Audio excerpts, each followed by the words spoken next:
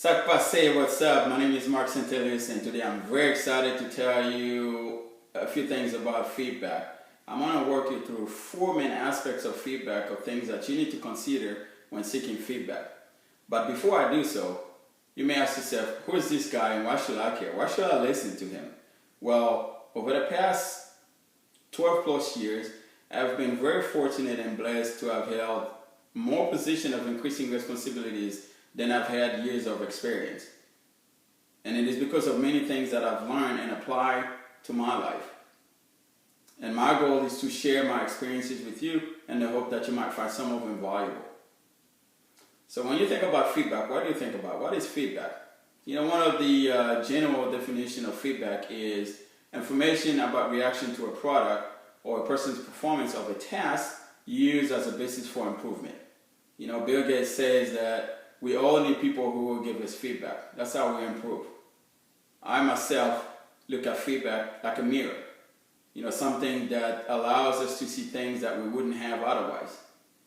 So the first thing about feedback is you got to make sure you ask for it.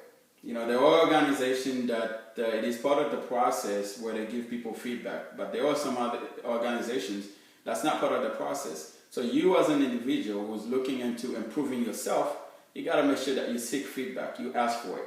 And when you ask for feedback, make sure that you're not only receiving positive feedback, but you also receive constructive feedback. Because constructive feedback are typically things that would hold you back. So you got to make sure that you ask for that as well, because that's how you're going to improve your skills and get better. You know, the second thing about feedback is you got to make sure that the person giving you feedback feels very comfortable about giving you feedback. You know, there are some people who may not feel comfortable doing so, especially if the feedback is constructive or negative. So you got to make them feel very comfortable. So one of the things I typically do is I kind of put it on the table. I tell the person, I want you to tell me about things that I need to improve on. I need you to tell me because I want to get better. And in order for me to get better, I want to know what I need to work on in order to get better. So that kind of opened up the door for the person to feel comfortable to be candid with me and not just giving me, the things that I'm doing well to make me feel good, but the things that I need to improve on in order to get better. So you got to make sure that you make the person feel very comfortable. The third thing about feedback, which is probably one of the most important, is you got to make sure the feedback is timely. I remember when I first started working, as a professional, I was working on a project which was a 2-week project with somebody, and the person was sitting there taking notes of everything that I was doing. I didn't know about it until after the project ended, and we sat down and to talk about the project, and he started telling me about all the things that I was doing wrong, but he never did during those 2 weeks that we were working together on the project. So the thing I learned from that is it is very important, to give timely feedback, because, when he was telling me those things, it was already too late. So to me, that feedback was not valuable. So what I tried to do in my professional career when I became a manager is to make sure that I meet with my direct reports on a regular basis, and we give one another feedback. So they give me feedback about things, and I also give them feedback.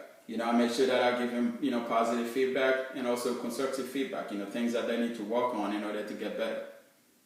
The fourth thing about feedback is you got to make sure that you understand the feedback. It is very important that what the person is telling you, you understand it, that both of you are on the same page.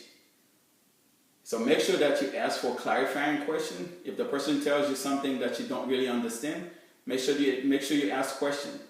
And you don't be afraid to ask as well, what do you need to do in order to what can you do to improve on the feedback that they're giving you?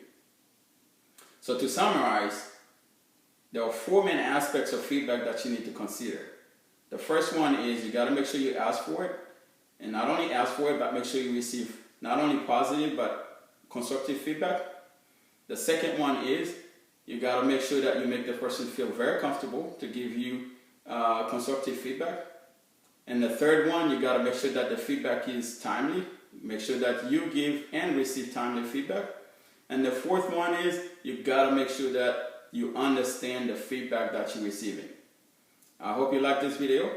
If you do, please share it with your friends, like it, subscribe to my YouTube channel. My goal is to put one video out there a week, and I hope that you might find something valuable that may help you. Thank you.